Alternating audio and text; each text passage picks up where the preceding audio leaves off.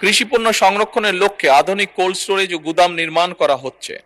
এছাড়া ফল ও সবজি সংরক্ষণের জন্য মিনি কোল্ড স্টোরেজ স্থাপন এবং পেঁয়াজ সংরক্ষণের জন্য এয়ার ফ্লো মেশিন বিতরণের উদ্যোগ গ্রহণ করা হয়েছে প্রায় 7,000।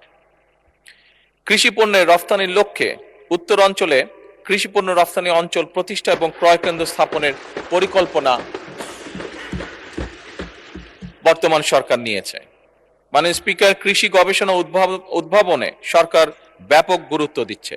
বিভিন্ন গবেষণা প্রতিষ্ঠান যেমন বাংলাদেশ কৃষি গবেষণা ইনস্টিটিউট বারি, বাংলাদেশ ধান গবেষণা ইনস্টিটিউট ব্রি, বাংলাদেশ পরমাণু কৃষি গবেষণা ইনস্টিটিউট বিনা, এই সকলের মাধ্যমে অধিক ফলনশীল, রোগ প্রতিরোধী এবং স্বল্পমেয়াদী নতুন জাতের ফসল উদ্ভাবনের উদ্যোগও সরকার গ্রহণ করছে। মাননীয় স্পিকার, বিশেষ করে জলবায়ু সহনশীল ফসল উদ্ভাবনে জোর দেওয়া হচ্ছে, যাতে করে পরিবর্তিত পরিবেশেও কৃষি উৎপাদন বজায় থাকে।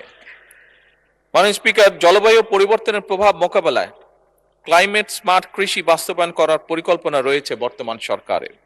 লবণাক্ততা, খরা ও বন্যা সহ সহনশীল ফসল চাষ, পানি ব্যবস্থার উন্নয়ন এবং টেকসই কৃষি প্রযুক্তি ব্যবহারের মাধ্যমে কৃষিকে পরিবেশ বান্ধব করা, কম সেচ, কম রাসায়নিক সার ও কম কীটনাশক প্রয়োগের মাধ্যমে ফসল উৎপাদন, প্রিপেইড মিটার স্থাপন এবং সেচের অল্টারনেট ওয়েটিং অ্যান্ড ড্রাইং পদ্ধতির মাধ্যমে খরাপ্রবণ অঞ্চলে ভূগর্ভস্থ পানির ব্যবহার কমিয়ে পরিবেশের ভারসাম্য রক্ষা, মোবাইল অ্যাপ যেমন খামারি অ্যাপস ব্যবহার করে স্থানভিত্তিক উপযুক্ত ফসল চাষ করে সেচ, সার সহ অন্যান্য